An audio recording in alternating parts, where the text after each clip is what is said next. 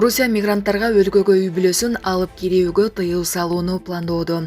Орусия жарандыгы жок эмгек мигранттарынын үй бүлөсүн өлкөгө алып келүү укугун чектөөнү пландоодо. Бул тууралуу орус басылмалары жазышууда. Орусиянын либерал демократиялык партиясынын депутаттарынын тобу мигранттардын өлкөгө үй бүлөсүн алып келүүгө тыюу салуу мыйзамынын долбоорун сунуштаган. Мында Орусиянын жарандыгы жок болгон эмгек келишим же патенти негизинде иштеген төмөнкү квалификациядагы адистерге үй бүлөсүн алып келүүгө тыюу салуу каралган. Эгер чет элдик жогорку квалификациядагы адис болсо, мыйзам ага тиешелүү болбойт.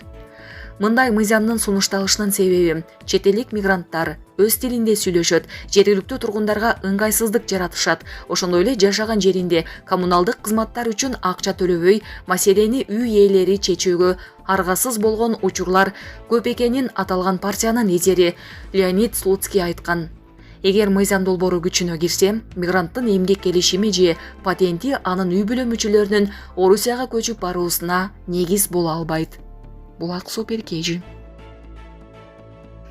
Орусиянын президенти Владимир Путин Телеграм каналынын негиздөөчүсү Павел Дуров менен жолугушуудан баш тартты.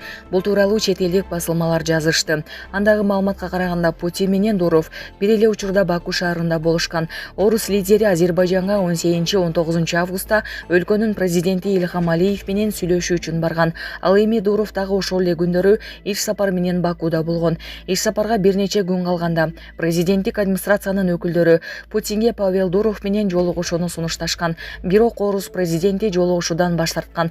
Баш тартуунун себептери жана жолугушуунун сунушталган темалары айтылган эмес.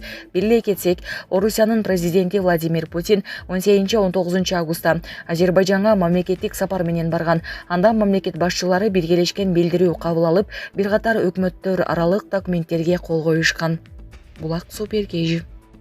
Урматтуу Москва шаарындагы мекендештер, эгерде сизди тиш оорусу тынчсыздандырып жатса, анда сизге Умбем клиникасын сунуштайбыз. Стоматология заманбап техникалык каражаттар жана материалдар менен камсыздалган. Жогорку даражадагы адистер өз ишинин сапатына кепилдик беришет. Хирургиялык стоматология, тиштерди кооздоп калыбына келтирүү, кандай гана оор абалдагы тиш болбосун, оорутпай алып салабыз, жулабыз. Тиштерди кесипкөй чеберчиликте, гигиеналык тазалоодон өткөрөбүз. Брекет системабыз да бар, имплантация жасайбыз. Протездөө, металлокерамика, цирконий жана башка түрлөрдү колдонуу менен сиз каалаган сапатта тиштериңиздерди оңдоп түзөп, салып жана тазалап беребиз. Биздин дарек Москва шаары, Нахимовский проспект метросу, Сивашская көчөсү 7 корпус 2. Байланыш номеру +7 925 103 22 77.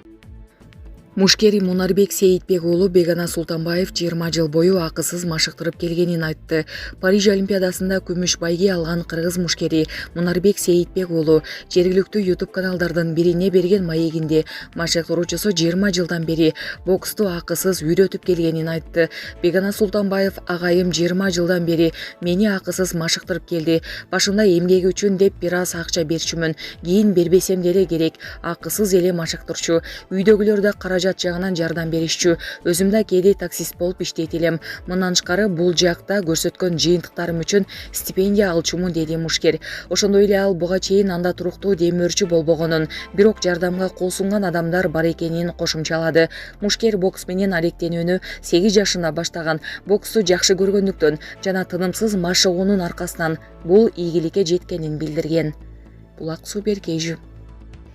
Балбан Мерим Жуманазарова унасын сатты. Facebook социалдык тармагынын колдонуучусу Доктурбек Жандаралиев Париж Олимпиадасында күмүш медаль тагынган спортчу Мерим Жуманазарованын унасын сатып алганын жазды. Меримдин Мерседесин сыймыктануу менен сатып алдым. Мерим элибиздин Ак Жолтой кызы. Анын унасы Ак Жолтой уна деп ишенем, деп жазды ал. Беле кетсек, өлкө башчы Садыр Жапаров Париж Олимпиадасына катышкан 16 спортчунун ар бирине уна берген. Алардын ичинен күмүш байге уткандарга Kia F9 унасы, коло байге уткан 4 спортчуга Kia F6 уналары жана калган 10 спортчуга Chevrolet Tracker уналары берилген. Ал эми 2021 жылы Токио Олимпиадасында Мерим Жуманазарова коло медаль утуп, президенттин колунан Toyota RAV4 унасын алган. Булак Суперкежи. Орусиянын президенти Владимир Путин Telegram каналынын негиздөөчүсү Павел Дуров менен жолугушуудан баш тартты. Бул тууралуу чет элдик басылмалар жазышты. Андагы маалыматка караганда Путин менен Дуров бир эле учурда Баку шаарында болушкан. Орус лидери Азербайжанга 18-19 августта өлкөнүн президенти Ильхам Алиев менен сүйлөшүү үчүн барган. Ал эми Дуров дагы ошол эле күндөрү иш сапар менен Бакуда болгон. Иш сапарга бир нече күн калганда президенттик администрациянын өкүлдөрү Путинге Павел Дуров менен жолугушууну сунушташкан. Бирок Орус президенти жолугушуудан баш тарткан. Баш тартуунун себептери жана жолугушуунун сунушталган темалары айтылган эмес. Беле кетсек, Орусиянын президенти Владимир Путин 18-19 августта Азербайжанга мамлекеттик сапар менен барган. Анда мамлекет башчылары биргелешкен билдирүү кабыл алып, бир катар өкмөттөр аралык документтерге кол коюшкан. Булак Суперкежи. Путин 16 жылдан кийин биринчи жолу Бесланга барды. Орусиянын президенти Владимир Путин бүгүн 20 августта Түндүк Осетиянын Беслан шаарында номер 1 мектепти каргашалуу курчууга алуунун жана Орусиянын жаңы тарыхындагы эң кандуу террордук чабуулдун 20 жылдыгын утурлай барды. Кремль жарыялаган видеодо Путин периштелер шаарчасынын мемориалдык көрүстөнүндө чөгөлөп гүл коюп жатат. Андан соң Путин номер 1 мектепти бошоткон ФСБнын атайын күчтөрүнүн жоокерлерине арналган эстеликке гүл койду. Путин Бесланга 2004 жылдын 4 сентябрында террордук чабуулдан кийин дароо келген. Каргашалуу окуядан кийин ал Бесланга бир гана жолу 2008 жылы премьер-министр болуп турганда келген.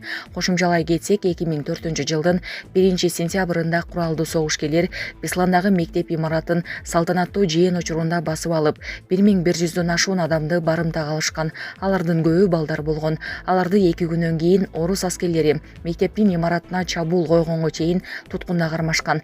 Натыйжада барымтадагы 334 адам, анын ичинде 186 бала набыт кетип, ошондой эле 31 согушкер өлтүрүлгөн. Булак Суперкежи.